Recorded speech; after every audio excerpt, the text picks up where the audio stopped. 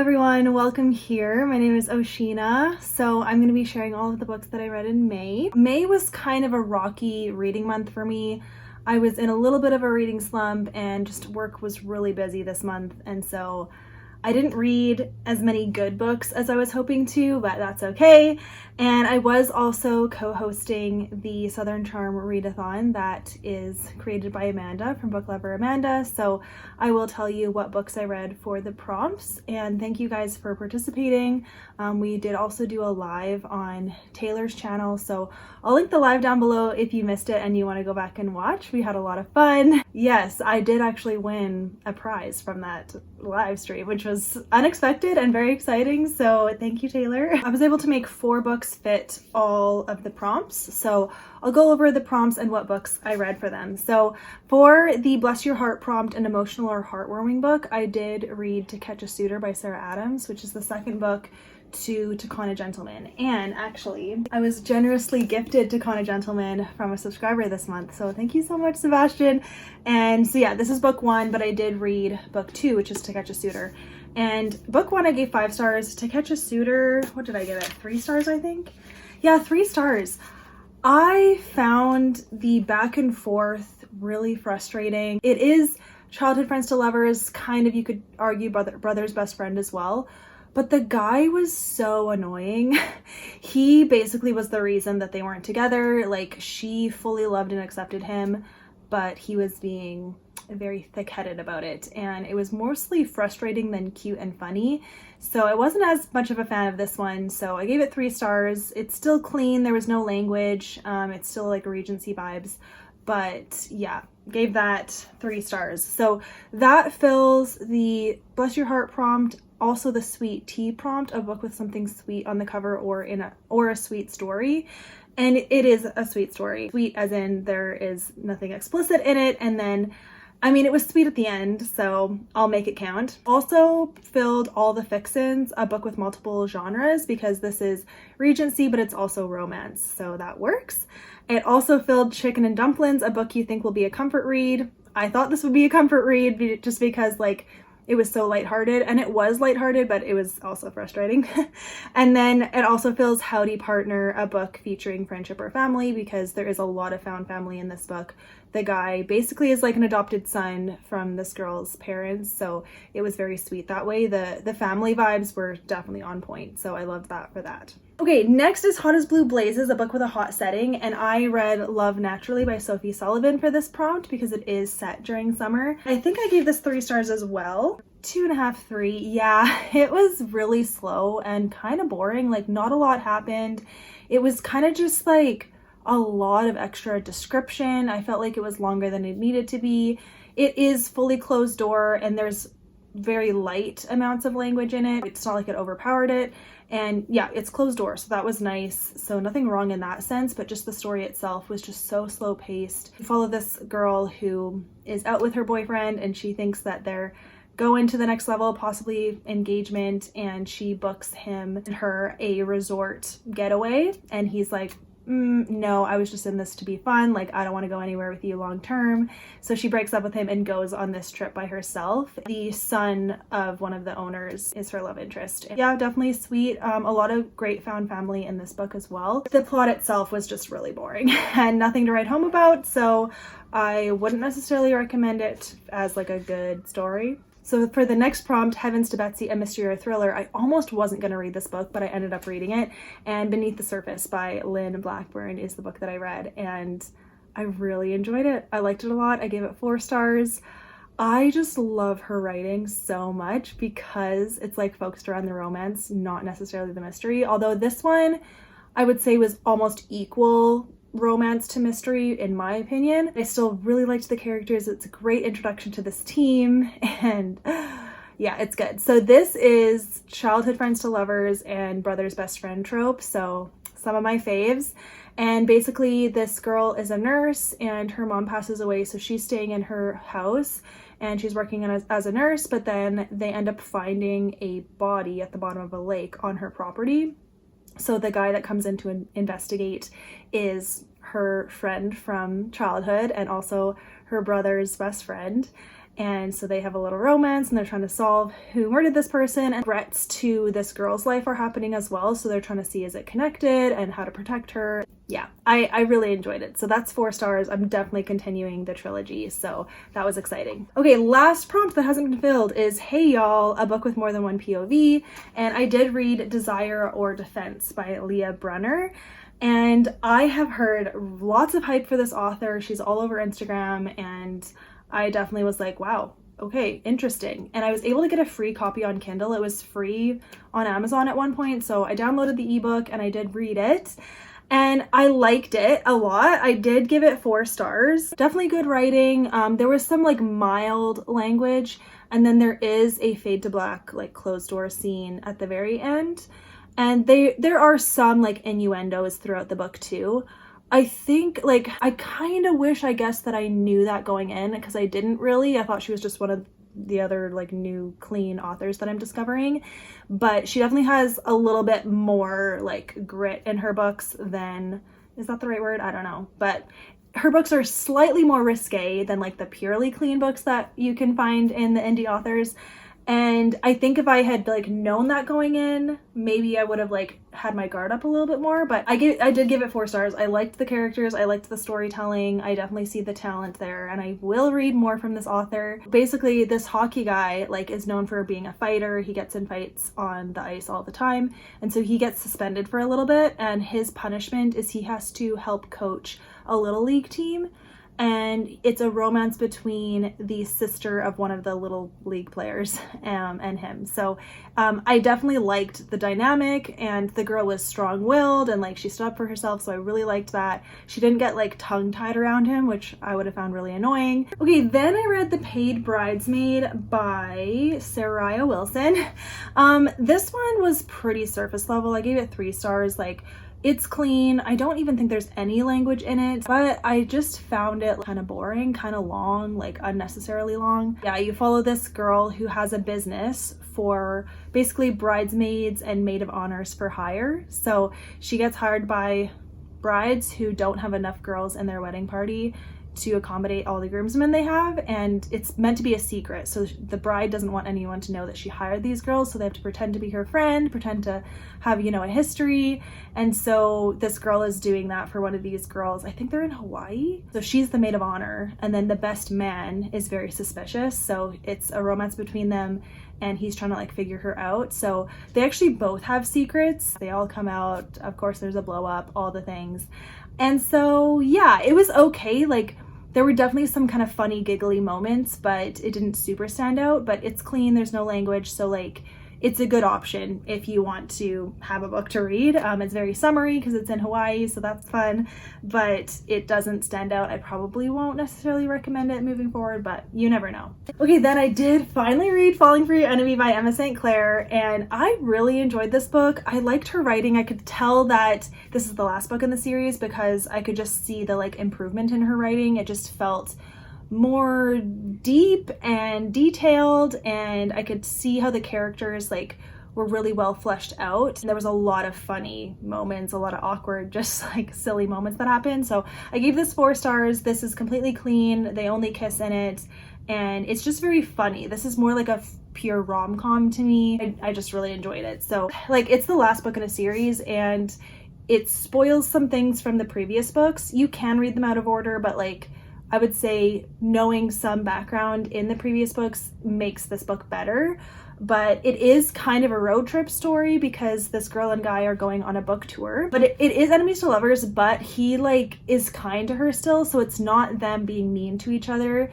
It's them like kind of arguing, kind of being like exasperated by each other, but in a funny way. So I definitely liked that. It wasn't like annoying at all. When you see them both start to notice each other and be like, oh, why do I not hate them as much now? Like, it's just so cute. So yeah, I found this really satisfying. I really liked seeing all the extra content in the back about all of the girls and seeing where they ended up and all the epilogues and stuff. So yeah, I'm so glad that I read this series. It's definitely a great start to clean rom-coms, and I'll definitely be reading more from Emma St. Clair because I do like her writing. It's just like easy, light. Okay, so I did make some reading vlogs this month, and one of them was reading new releases that are in the romance genre. So I did read Just for the Summer by Abby Jiminez, and I have a whole video explaining my experience reading it, so I will link that down below. I didn't rate this book on Goodreads, and I don't have a rating for it. I was told that there was still going to be spice in this book, but it was lighter than her other books, so I just wanted to see for myself what everyone was talking about. I'd heard mixed reviews on this, mainly good ones from all different kinds of people, so I was just fascinated by that, just because from my previous experience reading Abby Jiminez, her books are very vulgar and they have a lot of language in it that I don't like to read. So Just for the Summer had that language, but it wasn't as bad. I will say it wasn't as bad as her other books that I've tried to read. And so I was able to get through that. And then the spice didn't come until quite a ways into the book, which was nice. And then when it did come, I was able to skip. It wasn't like long chapters, you know, it was just a page or two, and it happened twice. There's only one actual spice scene, but then the other scene I had to skip was like way too touchy for me, so I had to skip that as well. I'm not rating it. I would not recommend it to you guys, but I have seen other people enjoy it, so you might. I'm not saying that's a bad thing. But then in that same video, I did read Love Unscripted by Denise Hunter, and I really enjoyed this. It is such a good audiobook, so definitely recommend. I gave that 4 stars, and this is just fun. You follow this girl who has written a screenplay. Oh, no, okay. It's all coming back. She wrote a romance book and it blows up. It got super popular. So now it got picked up to be a movie. And the actor they get to play the lead guy in her book comes to the small town they're filming in, and she wants to like make sure he does it justice. So she's like, you better do it right. And so he's like, well, coach me on this. How would this guy act? And so they kind of have an agreement to figure that out. And then also he's like, I also have a bad image. Like, if you want to fake date me for a little bit, let's do it. So it is fake dating, and I just really liked their characters together. The guy was such a softie and a cutie, and I kind of was like, how does he have a bad reputation? Like, he seems like such a great guy. But yeah, I will say, like, the third act breakup was really annoying. Didn't like that at all. It did bring the rating down. I was liking it a lot, like almost close to 5 stars, and then just did not like the conflicts that came up and like the way the characters navigated that situation. Like, it just was like classic, oh, they're not communicating, that's why there's issues. That was annoying, but I still would give it 4 stars. Really recommend it, loved it. No language, clean, all the things, but super cute. So I did also read Complete by Kortney Keisel, and I listened to this on audio as well. And this book is interesting. So it has a lot of high ratings on Goodreads. So I was like, oh, good. Okay, let's go for it. And it was just basically the storyline that didn't work for me. It had the perfect tropes, but the way it was told was like, didn't like it. So best friends to lovers kind of trope, which I love. And the thing is, it opens with the super cute meet cute between the characters, but she's younger than he is. So she's 18 when they meet and he's in his 20s. So he's like, oh, didn't know you were so young. Like, it's not gonna work. But then they do end up kissing and it's super awkward. And they're like, oh, we don't have any chemistry like this. Okay, I guess we can just be friends then. Cause like, I like you, but kissing you sucks. So we're just friends. So fine. And then you basically, the way it's told is you get kind of flashbacks of their relationship leading up to present day. So it starts with like, I don't know, 5 years ago, and then 2 years ago, and then a year ago, and then 5 months ago, whatever it is. And you see the build up to like what their history is. And then in present day, you're following them like being friends. He is a serial dater. She struggles to date and she's in love with him. You know that. And he's like oblivious. So the thing is, like, he was just so in denial the whole book. Like, not until like 92% through the book did he wake up and be like, oh.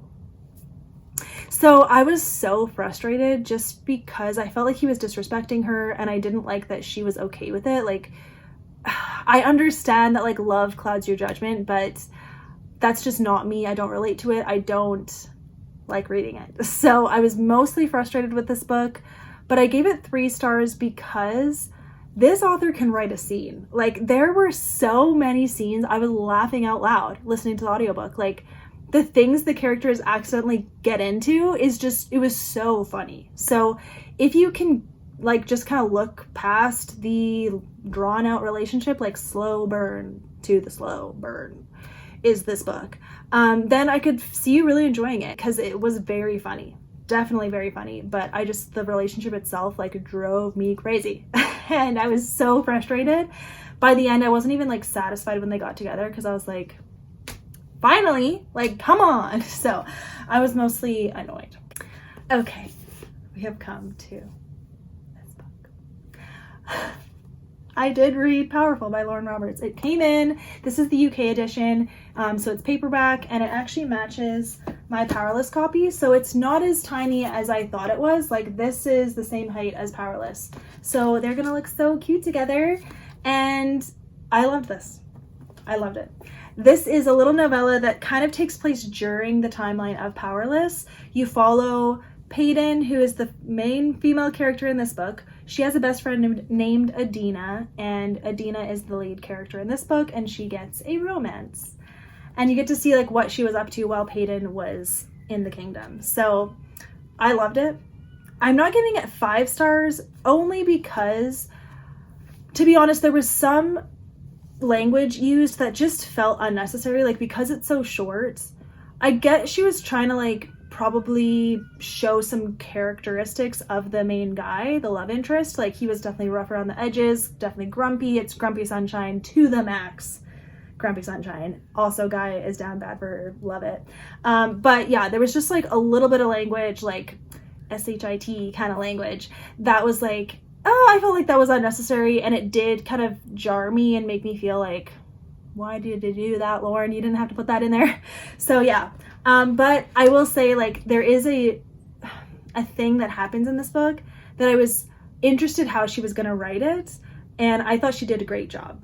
I was very okay with it. So I'm looking forward to Reckless so much now. Like, there's characters in this book that I'm like, ooh, they better appear in Reckless, just saying. So I do feel like it's essential to read this book before you read Reckless. So try to do that, okay?